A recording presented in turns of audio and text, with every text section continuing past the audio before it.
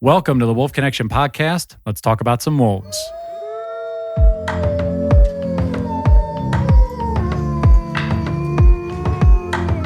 On this episode of the podcast, Stephen and I are joined via Zoom by writer, producer, and director of The Medicine of the Wolf, Julia Huffman. Julia, how are you?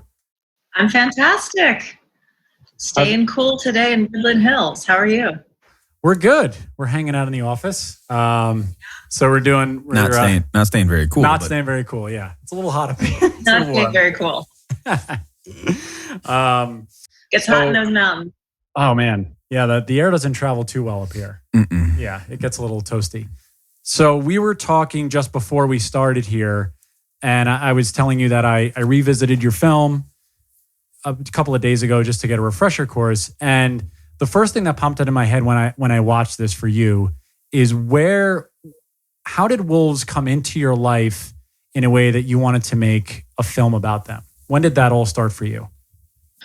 Yeah, that's a great question. I mean, I think they came into my life at a really early age, and I wasn't completely conscious of that happening because I got my first dog when I was 2.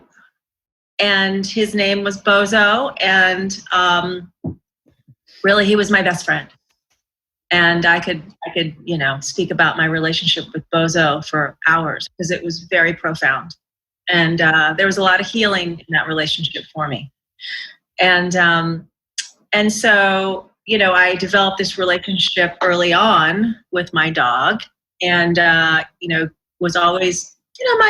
My mother was an environmentalist, and we'd always have National Geographic magazines around. And I just remember inhaling, National Geographic.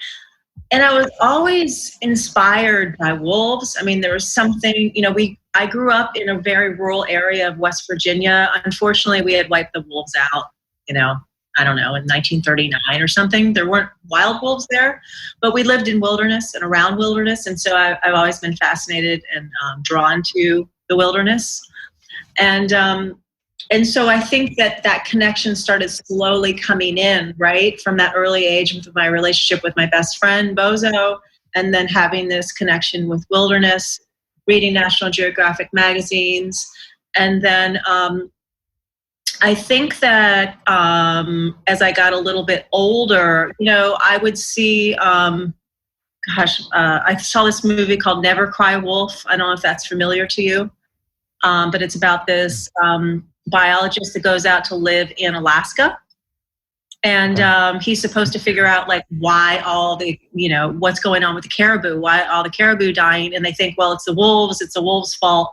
And so he has this misperception about wolves that many people have today, and he has this evolution of a relationship he develops with the wolves that lived in the area. Come to realize that they're a lot different than he imagined, and I think I just kind of fell in love with the wolf from an early age. With my relationship with my dog, I fell in love with just how powerful it is to have this connection to the wild, and how important it is for us as human beings to have this connection to the wild. And the wolf was kind of like a symbol to me for wilderness. And so, I've spoken about this several times about, how the wolf is in your living room, that truly, this relationship we have with many of us have this relationship we have with our best friend, our dog. We wouldn't have that relationship if it wasn't for wolves. And I think that, the founder of your organization, Teo, has spoken about this relationship for years and has done many talks about it. And it probably is in a lot of his literature today. And we share a lot of similar views about this connection. And I just really feel it just goes back to that relationship with my dog, I really do. And I try to point people in that direction. It's such a simple relationship because we both have dogs, and I feel that way. I think also as a child, I had such a close relationship with any of the dogs that I've had in my life. And it brought me here when the time was right. And it's just sort of, you get the beginning stages of it, right? And then when you actually meet or get to interact with the actual wolf, it's almost like it's an innate relationship that's already built from that point. It's definitely something there. So National Geographic was clearly a huge gateway for you at a young age. Is that how you were able to hook up? How did you get in touch with Jim Brandenburg? Because he's such a heavy influence in your film. For those of you that are unaware of Jim Brandenburg, nationally renowned nature photographer for 25 plus years now, as I'm just moving the film a little bit forward. Because the film's 4 years old now, Julia? 2016 it was released?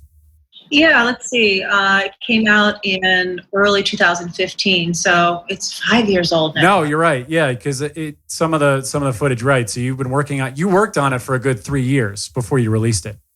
I think that's fair. I mean, from the time that I was preparing, for it, and then to the time it was released, I think it was about a 3-year period of time. And you ask about how I developed that relationship with Jim. Right. And I always say, as a documentary filmmaker, you hopefully become a good letter writer, because you have to ask people for help, and you have to ask, famous wildlife photographers, if they'll be in your film. And so I started writing letters, and I wrote a couple letters to Jim, and I kept writing, and he was in Europe, I think, at the time. He travels a lot. And there was this funny thing that happened, that before I got in touch with Jim, I had written some letters, but I was moving forward with the production. It was mostly focused in Minnesota, where we have the most timber wolves, except for Alaska. And actually when wolves were almost wiped out, we had the only wolves, believe it or not, in the 70s. There was a very small amount of wolves left in the Boundary Waters canoe area, which is where Jim's from. And so I knew I wanted to focus the film on this part of the country, because for a lot of different reasons. Everybody said, if you're going to make a film about wolves, you have to speak with Jim Brandenburg.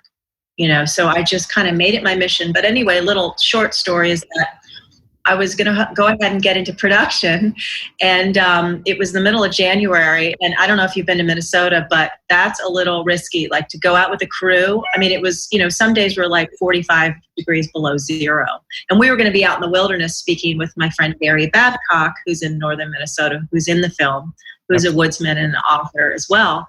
And my camera guy, Carrie, my dear friend, was like, "Are you sure, you want to go in the shoot footage?" I'm like, "We're going." I mean, I was so just like, "We're going, we're doing this. It's happening." Right. And I got it. I can't remember the name of the flu, but it was some horrid flu that was going around. And I swore I wouldn't get it. I was like determined. And the night before we were going to fly out, I got this flu. And I remember I was literally on my knees praying, like that kind of flu. Like, please, God, please just, let me survive. And anyway, I didn't end up going because the flu stopped me. So after all that, the flu stopped you. After all the flu, yeah. And I just say it was like, I believe like sometimes these things happen to you where like the universe kind of comes in and says, "No, you got to wait. You got to wait. You got to wait." And I'm so grateful because we didn't go shoot. And I really think that just left a little time for Jim Brandenburg to get back to me and say, "Yes, I will do an interview with you." And he did. And I'm so grateful. And I consider Jim a dear friend and a teacher and a mentor.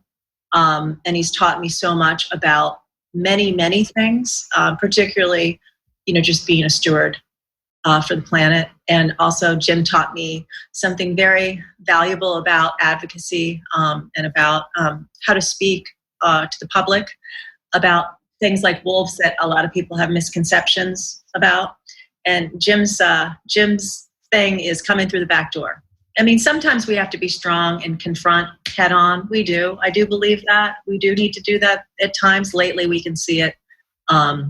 It's happening with the Black Lives Matter movement. Sometimes we need to just say that's enough, and stand up. But I think in other ways, Jim's taught me that storytelling is a wonderful tool.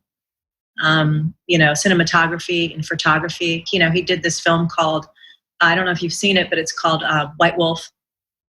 And it went to Sundance in 1986. And it's this beautiful story of him living with the Arctic wolves. And It's an incredible story. He's the first person to live around and with the white wolf. And he's the first person, actually, some people don't know this, but he's the first person to bring the wolf into our theaters, into our homes, into our living rooms. And he filmed on 16 millimeter, and National Geographic was the producer. And, he really, I feel that Jim Brandenburg is one of the few people early on pioneers. There's some writers as well that changed the way that we see wolves from the big bad wolf that was planted into our psyches, from the European settlers way back when. He helped shift that to the reality of really that wolves are elusive and shy and much more afraid of us than we are of them. That's a long answer to your question. That's a beautiful answer. And you hit the quote. It's so funny that you said going in through the back door, because I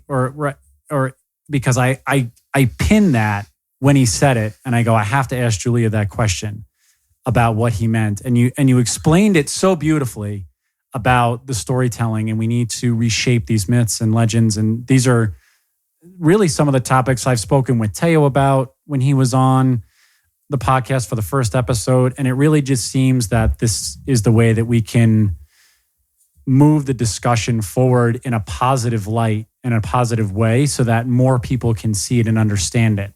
And there's not so much, there can be more of a discussion that way. Do you feel that at all with your film? Oh, absolutely. And I too kind of had my process making this film. I'd done a short film before, but this was my first feature documentary. So I learned a lot of things going through the process. I had advisors, thank God, looking at my material. I had Jim kind of as a mentor, and really I looked to Jim. I really looked to Jim's body of work to help me with my anger, my sadness, and the feelings that I have, and maybe the younger part of me, now that I'm getting a little older, that I needed to, do something. And I did want to do something, because we were sport hunting wolves. They were removed from the endangered species list. And in Minnesota, before, they even passed the bills to sport hunt wolves, and before the wolf was even removed from the endangered species list, hunting groups were lined up to hunt the wolf. I mean, it was unbelievable. For those of us paying attention, there's a lot to pay attention to. The public didn't really know this, and, we're still teaching the public about the value of the wolf, and so it was like, I needed something to harness all that anger and sadness. And that's not always easy, especially when you care so deeply and you understand something in your soul on a deeper level, like I did with my connection to Bozo. And I wanted to do something to celebrate the dog, but really the wolf. Really the wolf. That's what I learned. It was the wolf came through the dog, and the wolf gave us the dog, our best friend. And so I really wanted to celebrate the wolf. So I started dealing with that anger the best that I could, looking to Jim, at the way that he came in through the back door, reading his literature, and trying to let my creativity lead the way, not my anger.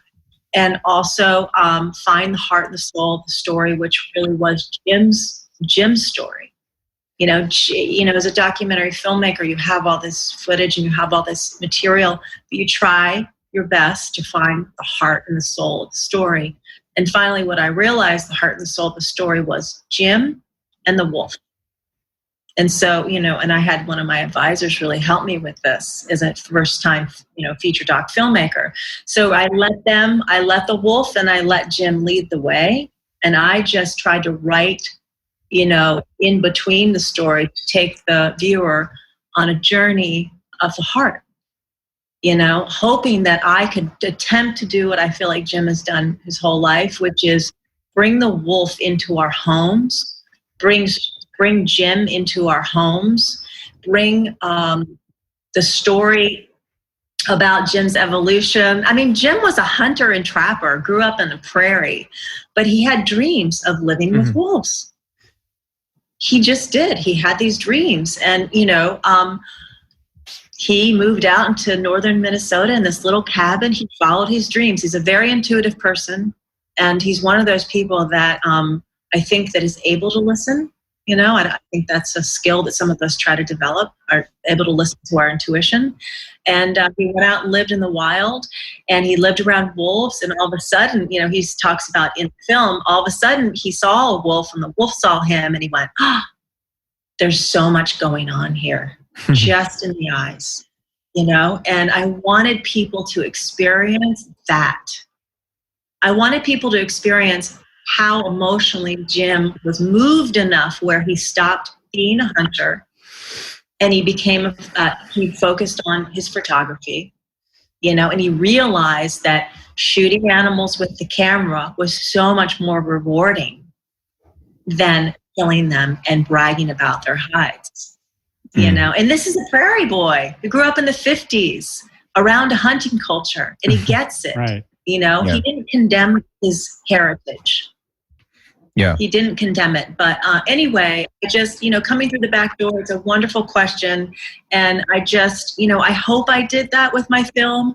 I have had a lot of feedback from people, and I've gotten some beautiful letters from hunters. And one in particular, a hunter from North Carolina, I can't remember his name, but he said, he was a duck hunter, and that he always thought that if he was out in the wilderness and he saw a wolf, that if he killed that wolf, that he'd be doing his whole community a favor. And he said after watching the film, he said not only would he not kill the wolf if he saw the wolf, but he's actually was reconsidering whether he needed to hunt at all. And I thought, okay, that's coming through the back door. It's interesting because I've heard that story several times where, a hunter, someone who's an avid hunter, kind of just goes the complete opposite direction, and I've never heard it with any other species of animal than wolves. Like even that Aldo Leopold book, A Sand County Almanac. I think the coolest part in that book is when, this is an avid hunter. He's been hunting his whole entire life. He's an advocate for conservation by hunting.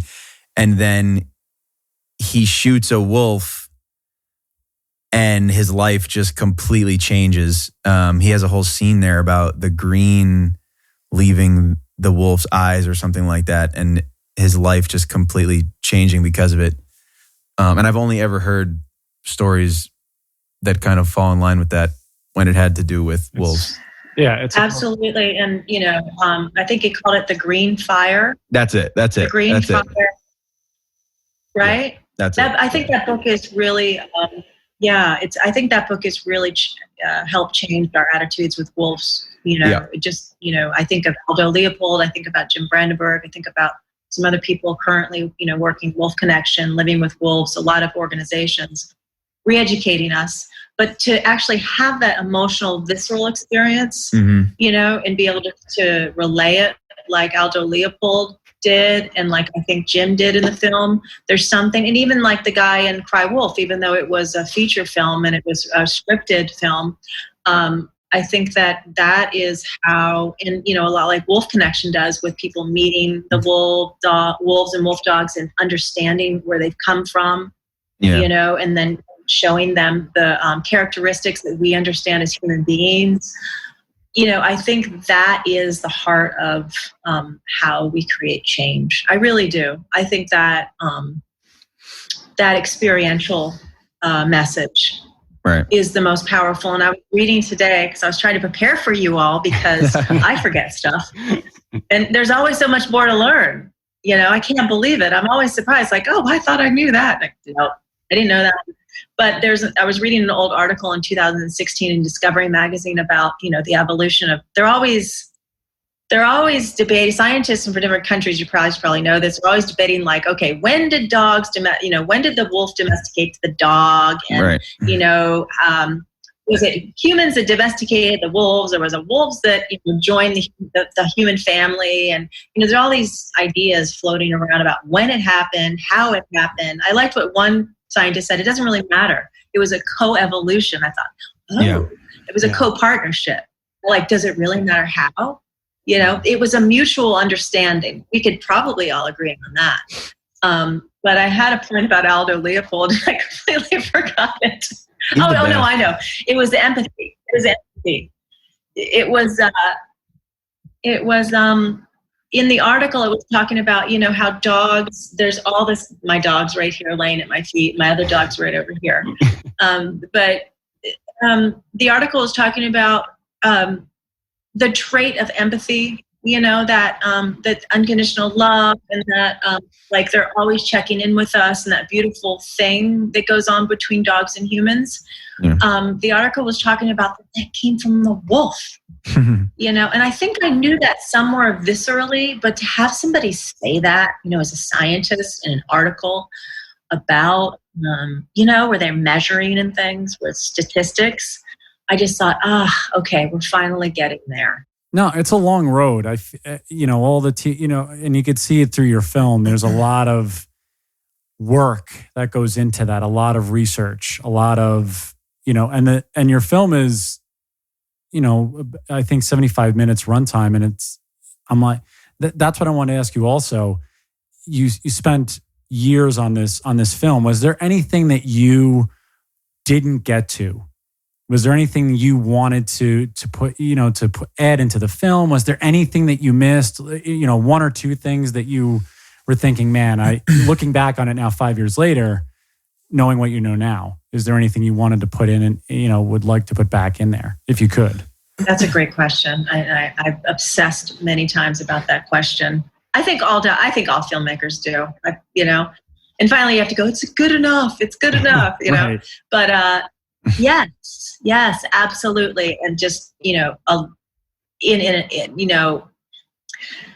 was a lot of things that I thought that I would like to have gone farther with, but I knew, I had to pick the Jim and the wolf story for the viewer, right? For the coming through the back door message to really hit. So I'm glad about that. But my story, this was, I realized partway in the story when I started working with Jim, and then I met a man from the Ojibwe tribe his name was Larry Stillday, but his Ojibwe name was Chimayingan, which means big wolf. Right. And again, I wrote letters. And I had a wolf dream before I made this film, and it inspired me to make the film.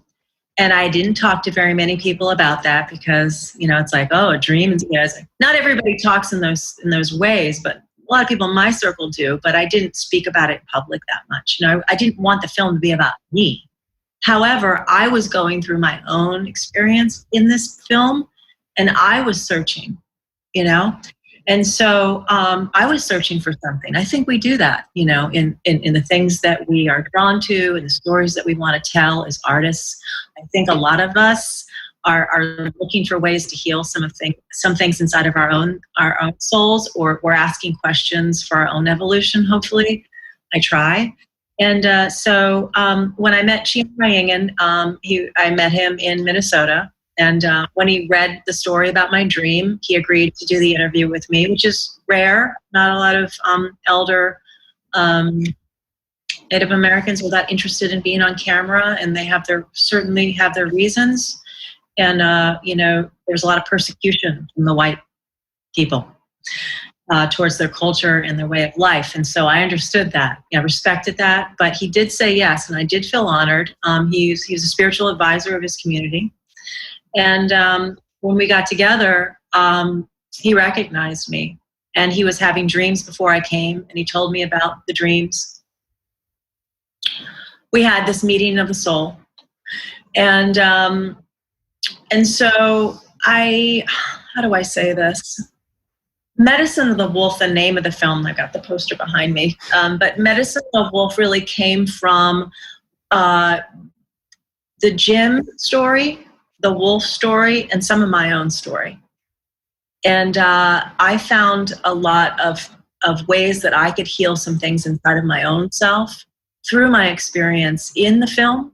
And so I've always wanted to, certainly not enough time to talk about that today, but I've always wanted to find a way to share some of the ways that I healed and some of the things that I was looking for. And, Larry Stillday, Chimayingan, after he was sharing his dream with me, and then I had some questions about my vision dream about a timber wolf standing on my dresser, he was the one I talked to about it. And so, he's the one that explained to me about, in the Ojibwe community, the medicine of the wolf is love, healing, and that I realized for me that, there's all these symbolisms in a lot of our indigenous cultures. And I was feeling that I needed some kind of symbolism in my own life. And I was very drawn to the Ojibwe community's way of healing. And so I actually started picking up, and he started advising me, kind of my spiritual advisor, on some ways that I could heal some things that happened to me when I was a young child. And so that piece of my story, I don't know how I'm going to tell it or how it needs to be told, but I feel that some way or another, the wolf has taught me so much more than just this film that came out of this birthing experience, labor of love. The wolf has taught me something about myself. And so that piece, and also real quick, I actually got Lyme disease right around the time. It's not fun. I got it right around the time that the film started coming out, and it was screening. It started having nice screening and got a good run, and it won like the grand jury award in Arizona, and I went to Minneapolis to screen it, and like all this exciting. Jane Goodall endorsed it, and all this stuff. We got distribution. It was like a dream come true. I couldn't believe it. I thought, oh my God, I just didn't know how it was going to be received. And I got Lyme disease, and I was really sick. I was so sick that I go out to walk around the block with my dog, and I could only make it half the block. I thought I had a brain tumor. I thought I was dying. I thought I had ALS, cancer, and I couldn't think. Extreme anxiety, depression, out of this world, like I'd never had. Anyway, it took about 6 months for me to be diagnosed. That's a whole other conversation. But all of a sudden I started realizing, when I was in that illness and when the film was coming out, and I was thinking about Melissa the Wolf, and I was thinking about this journey that I had been on for some healing and all these bigger things that kind of came up for me as a person, and meeting Chi Ma Ying and the wolf dream and Jim Brandenburg, and all these things that I was holding on to. Then I started reading about, one more time, what the wolf does for the ecosystem, right? And remembering why I made the film and what I learned in my own film, which is the wolf is the great balancer of nature, right? The wolf balances everything. Without the top predator, everything falls apart. We need that system for us to have a healthy environment. And all of a sudden I went, my God, with climate change, deforestation, us trafficking wildlife, and all these things, unfortunately, overgrazing, that humans have done to the planet. I realized that, the wolf culls the sick and the weak, and that includes animals with ticks, and so I just realized one more time, after my film had already come out, truly I understood the medicine of the wolf on a much deeper way. And I had an incredible amount of respect for this animal on a much deeper level, and realized that truly we will not do well on the planet without these animals, and that we need to do whatever we can to protect the wild, for our own, if nothing else, for our own health, So I'd like to do a TED Talk about that someday, if somebody would have me, about my own journey. You could always do it here. You can always do it here on the podcast. You can always do that. Yeah. Well, we'll invite you back on. We'll talk about your story.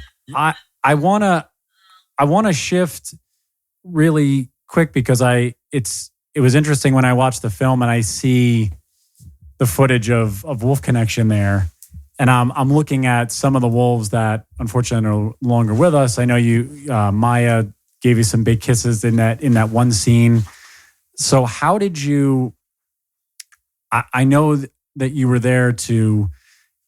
I think you said it in the film, but to find the good that was happening with wolves. That was the, part of telling that story. So how did you end up finding Wolf Connection back, 5 or 6 years ago, or it might have been even earlier than that, to go up and visit for that time? How did you connect in that way? Yeah, that's a great question. I mean, I think I told you 2014, but now that I think about it, it might have been like 2012 or 13. I'd have to ask Teo about that. Right. So I had this Jim Brandenburg story. I had a lot going on. I had a lot of stuff shot. And some of my friends knew that I was working on this film. Probably everybody knew. I probably inundated everybody in my circle with my wolf stuff. But a good friend, Mary, sent me a link to a meetup. Do you remember meetups? Do people even still do meetups? Yeah. Yeah, oh yeah. Well, maybe not. I don't know. Now is a little different, but yeah. Virtual meetups. Still do. Virtual meetups, yeah. Yeah, like we're doing. So somebody sent me a link to Wolf Connection meetup. And then somebody said, oh, I was in this dog park and I saw this guy and he had a wolf. And it was incredible. And, I got to go up and, it was so friendly. And I went, what? Where? And so I think I got online or something and I read some stuff about, Wolf Connection and what was going on at Wolf Connection. I went, wait a minute. This is the ending of the film. This is the goodness. This is our connection, Wolf Connection. I mean, it was like, perfectly something that could perfectly kind of come into the film that I was working. I thought as a director, you think, oh, it's perfect. I could, it takes time and energy, but I just thought this is what the film needs. We need to have that human, right? Because Jim's out in the wilderness observing wolves. That's one way. And, but then it's like Wolf Connection was having this other thing going on and this other dialogue. And, people were getting to learn their stories and, rehabilitation. And I love the part about the inner city youths and the foster, people from foster homes and having this own experience, right, of healing was happening. I thought, oh, that's it, right? The medicine of the wolf. It just all seemed so appropriate. And I came up to Wolf Connection blown away. I came up and I met Teo, and this was some of the early stages of Wolf Connection when Wolf Connection was in another location, right? Right. Yeah. This was the old ranch. Yeah. The old ranch. Yeah. And it was easy. You asked about like the heart, how did I, see that connection or how did I follow that connection? To me, it was easy as a filmmaker to capture those moments because all that stuff was happening. I didn't have to create moments. As a documentary filmmaker, sometimes you do a little, but you try to just capture stuff happening. And really, to me, all I needed to do, other than some of the interviews that I did up there, was just observe, bring a camera person and observe the magic and the moments and the connections with these animals that were happening.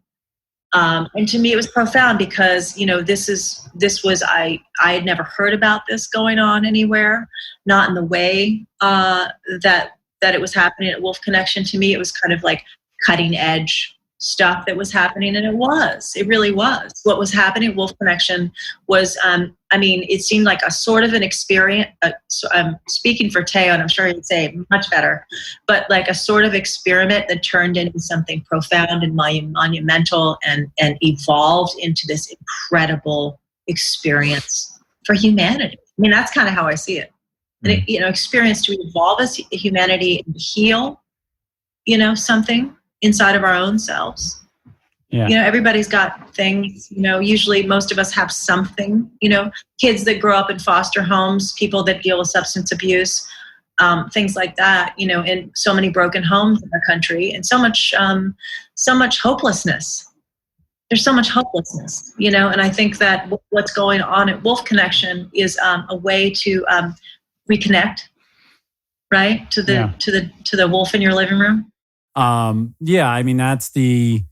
That's the driving force with a lot of those young adults and the teens, Stephen and I do work in the programs, and that's something we see regularly, is that connection that happens with, possibly someone who, an individual who has gone through some sort of bad stuff in their life, an animal that has come from a sad or bad situation in their life, and the paths just join. And it's a mutual respect and understanding that necessarily doesn't happen maybe with any other animal. I would say the horse is probably the other. Yeah. But it's so profound to see, with little to no talk about background of when these young kids come in. We just let them be and read these stories and feel the stories and meet these wolves, that connection is able to happen. And it truly is, as you say, it is magical with some of the things that have happened. Yeah, and I just really commend what you all are doing. I think it's pretty profound. And I think that, that primal connection that a lot of us have longed for, there's something that that feeds a part of us that we may be missing, and I think it's just really important and beautiful and gives a lot of people hope, to care about another being and to connect to that primal part of ourselves. I think, that as human beings, we've lost touch with that part of ourselves, and there's something that helps us feel a deeper level of connection, to ourselves and to something much bigger than us, the planet. And the experience with the wolf dogs helps us do that. I've brought family members from the Midwest to Wolf Connection, and I've come up to Wolf Connection enough times that I usually focus on the wolf dogs and, hearing the stories again. I never get tired of it. It's incredibly beautiful. And, just to watch them, they're such gorgeous creatures. But when I brought my family up from Midwest, I just watched my family. And it was so beautiful to watch their process and to watch their hearts opening and to see, and you get them like pulling on me like, Julia, now I get it. Now I get it. And I went, you got to witness it. You got to, and then the heart starts opening. And then it's like, that's when, more can come in. And maybe that's when some people realize, this is my own projection, maybe what they've been missing, Yeah. There's more, Yeah. They bring us back to something ancient, I feel. An ancient connection, Yeah, it's very profound. It can be profound. And I think there's ways where it can be profound. And for some, I've seen where it's so subtle and it's a little change here or there. And then you'll hear about it maybe a week or two later or a month later, someone will reach back out and say, I had this little tiny moment with one of the wolves that has put me on a different path. And it's amazing how it can be just that little tweak or that little reconnect or that reset almost, where somebody finds what they need, what they're looking for, and it might not hit them in that moment, but it will wait until it needs to show itself. With your film, do you feel that, like when you hit the end, like you said, as you spoke, you were going through Lyme disease and you were sick there, but was there sort of that culmination moment at the end where you felt like it all kind of exited out of you and you said, okay, I think I did what I needed to do? I think you mentioned it earlier, but I can't remember. So I'd rather just reiterate it. That's a good question. Did I feel like I did what I needed to do? I think that I did the best that I could, and I feel a sense of that I gave my heart and soul to it.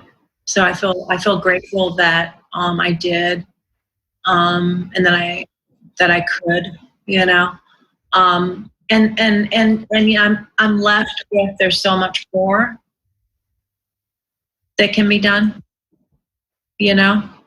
I know that the film still streams, in different countries. I know that sometimes I still get letters. I know that I feel proud of that and good that I've been able to contribute something for good, But I still feel with where we are as far as how our attitudes about wolves and wild animals. I think that we still have a lot we need to do as far as education. And so in that way, I feel that there's more to be done. And I try to give myself a break because there's only so much I can do, and I'm interested in other things too. I'm doing other films and I'm writing other things. And I like to write and contribute stories about healing, about confronting injustice. That's kind of what I've realized my thing is. So I try to give myself the room to go, okay, you did something here. Now let's do something else now. See what other part of you needs to speak or to learn or to inquire about other things. So in that way, I try to give myself a break. But I think that we go a couple steps forward and a couple steps back sometimes, as far as people still want to sport hunt wolves. I think that we have to help teach people, maybe slowly, sometimes, about caring for the planet.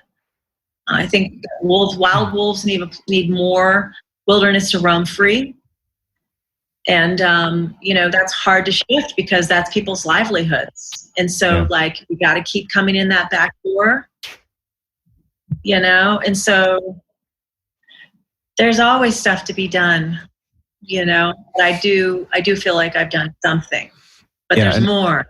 And after all of this, all of the research you've done, I'm sure biologists you've talked to, conservationists, farmers, and et cetera, all the sort of players in this discussion, what do you hope happens? What, if you could paint a picture of what you hope the world looks like for wolves? I mean, is it enough for people to be educated and for hearts and minds to change about this species, or do you want to see wolves occupying 100% of their historical range, or what is it? What does success look like? You want to see them come off the ESA, or et cetera, et cetera? I'm just curious. What if the ideal final end goal hope for all of this culminating together? Whew. Yeah. Wow. That's a good question. What is the? I mean, I guess, I'll start by saying this. I think, unfortunately, we have to change some politics. We have to change the way that we deal with wilderness and we deal with, management of animals before we can change some of the other stuff, because, unfortunately, that creates a ripple effect. If we dismantle the endangered species list, then, it's like we don't have a chance to recover. Right. So I think, Yeah. So I feel like continuing to educate. I think, there are groups right now that are on the front line legally, trying to keep the Endangered Species Act in place. I mean, that's being attacked constantly, which is incredible. It was the only Bill of Rights for plants and animals created in the 70s. We had nothing to protect plants and animals, and that's being attacked, continuously. So it's we have to continue. I think we have to continue to support the groups that are on the front line, because the wolf doesn't have many lobbyists. Mm-hmm. They just don't.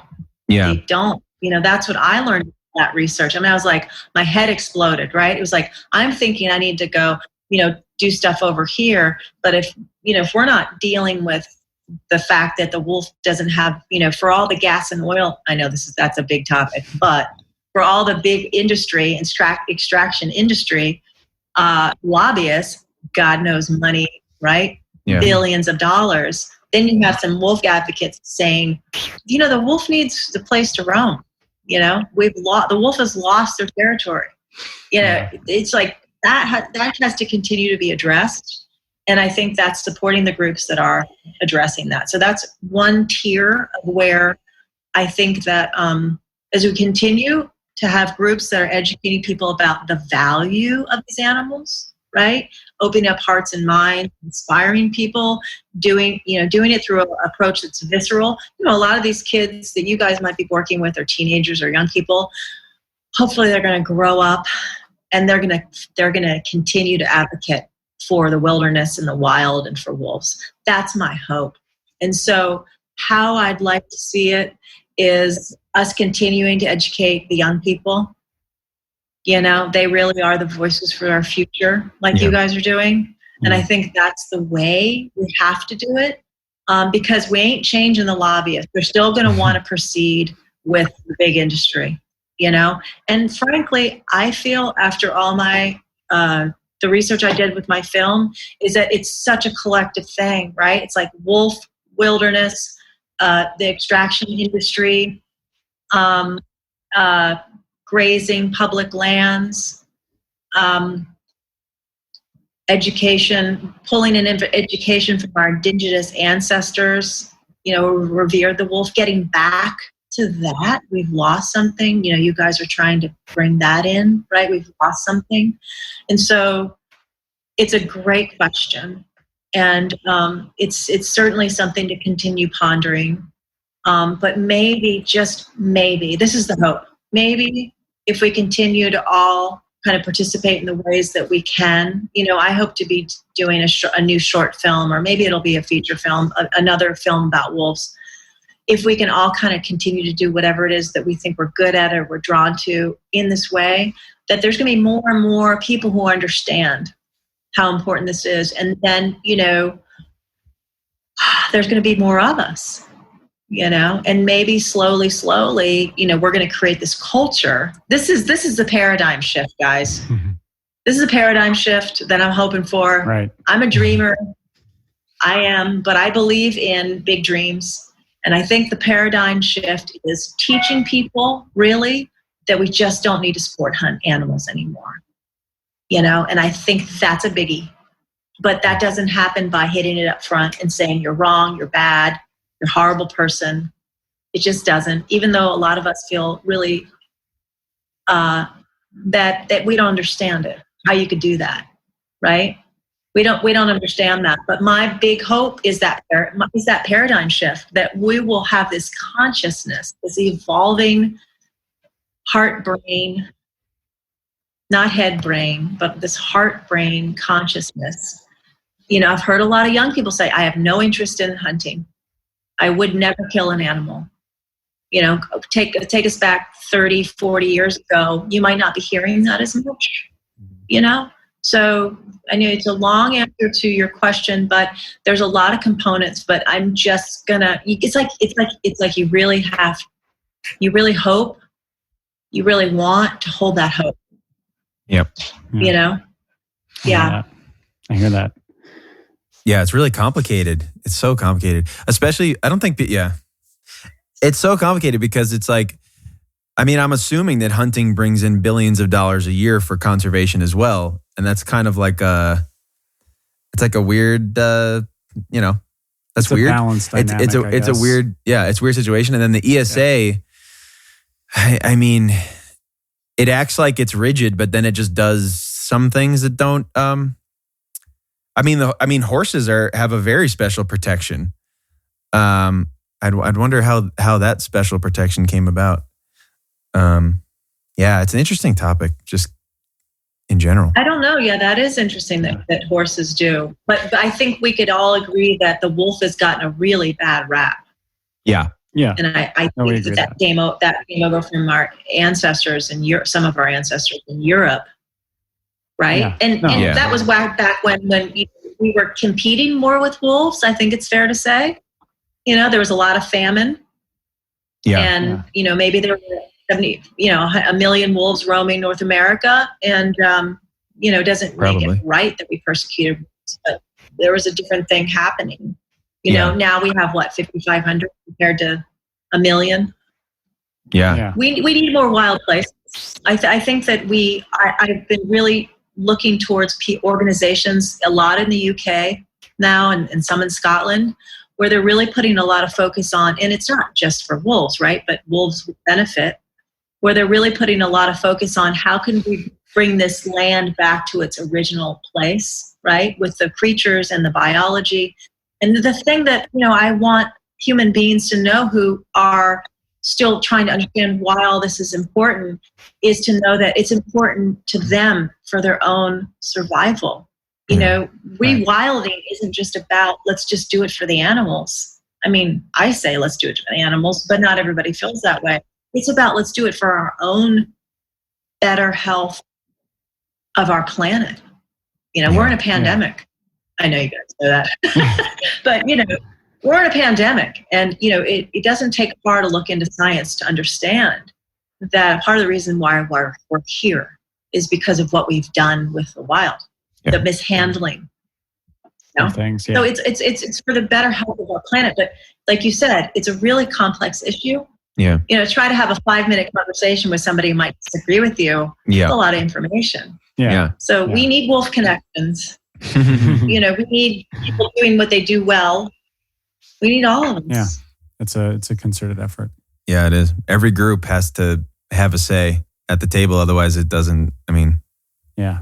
We all need to come together and figure out a way that we can all live in balance. Again, I think that's what's been kind of knocked off its kilter, is that there's a way for everything to exist within reason. And I think that's been lost along the way for many different, varying reasons. Balance, And I certainly do not have the answer. No, I mean, but it's such a complex issue, like you said. And there's just a lot of moving parts for that, for sure. But I think the part that's obvious that you both touched on is that we're all trying to connect with some primal memory, I guess. And there's really not that many things that serve that purpose. I mean, there's childbirth, or there's a close death in the family, like that kind of centers you in a primal way that other things don't. There's being in the wilderness, journeying through the wilderness with, all your resources on your person. That's one way. And then there's just wolves as like this expedited process to primal memory. Yeah. Yeah. There's really not, yeah. That's so interesting. Yeah, it's true. That's such an interesting, bigger conversation to have when you talk about how we can teach people to care more about wolves, about wilderness, right? How can we have our own experiences and encourage others to do the same when we're all like driving around in our Priuses and, watching, having all these advanced technology, everything's faster, quicker, more and more and more. How can we find that place within ourselves? And, I still think that was some of what was happening with some of my family members when they went to Wolf Connection, Yeah. I think that something was touching them, something deeper. Yeah. That excited them. Primal thing. Absolutely. Yeah. Like, I feel like what you said about somehow it comes in like in a little way.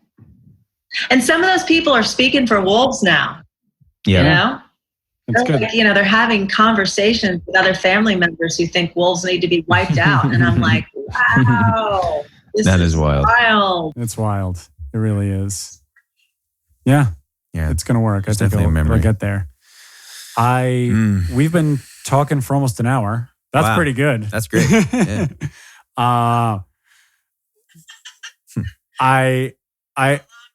No, it hasn't felt that long. No, I have to be honest with you. This has been great. I have one last Yeah, absolutely. I have one last question that I ask everybody who comes on. And I'm sure you've touched on this at some point through our conversation. Yeah. But when you hear the word wolf, what comes up for you? The sound of the wild. I love it. Yeah. Sound of the wild. That's incredible. And I'll say in short, when I was in northern Minnesota, I stopped working on my film. And I was there just relaxing for a day, and I decided I was going to go out for a walk. And I had an intuition about a wolf. I just did. And I was right outside of town, and I saw this path And I went down this path, and I had gone like 3 or 4 minutes down the path by myself, and I heard a wolf howl. And I remember every hair on my arm stood up, and I froze in the path. And I felt like 5 different emotions at once, and it surprised me, you know? And it was so visceral. It was so visceral. Yeah. You know? Wow. And I felt really small and grateful. That's incredible. That's awesome. Julia, tell everyone where they can watch your film. I know it's, tell us where they can stream it, look at it. Where is it available so that people can watch Medicine of the Wolf? In a couple different places. It's Medicine of the Wolf is on Amazon Prime, so you can stream it there. And it's on iTunes. And my own, it's been a while, my own, what do you call it? Streaming platform. See, I haven't been plugging my film, bro. I've lost my thing. Maybe have it down. Now, okay, where is it again? Yeah. I know, right? It's in the ether somewhere. Very good at that. It's out there streaming. It's out there streaming. No, it's it's Medicine of the Wolf, VHX.com. But you can find it on Amazon Prime and watch it on TV if you have that as well. And it's in libraries, which I'm really happy about. It's in That's libraries. awesome. And do you have any social media you want to plug, any handles so people can follow you? Because we'd love to have you back on to talk some more about these issues. But if you are working on another film, document your short film, possibly into a feature film about wolves, let us know. We'd love to have you back on, discuss that process. So where can anyone follow you and sort of reach out to you and, maybe write, something like that? Okay. Be happy to come back. And so Medicine of the Wolf, which is my Facebook page. I've got a Twitter account, Julia Huffman. I'm actually on Twitter. I can't believe it. And I think, and then I have a Julia Lynn Huffman, which is just like my director page. And I'm working on my webpage, which we'll see how that goes. But again, artist, not that great at plugging myself, but those are where you can find me now. Awesome. And I'll probably start a Facebook page or something for my new wolf film, but I'm not there yet. Oh, I also did a short film called Wolf Spirit. So you can, find some information on Wolf Spirit on Facebook. Awesome. Wolf Spirit on Facebook. Awesome. Julia Huffman, thank you. Thank you so much. This has been an absolute pleasure. Yeah, thank you. Thank you for giving us some of your time. I know you're. Thank you, both of you. Yeah. Awesome. We will have you back on. I'm home now. So. Yeah, we can reach you anytime on Zoom. I have nowhere to go. Oh man. All right. Thank you both, and thank you for all the work that you do. Thank you so much. Really appreciate that. Thank you, Julia. How's to all of you out there? We will talk with you next time on the Wolf Connection podcast. See you later. Bye-bye. Bye.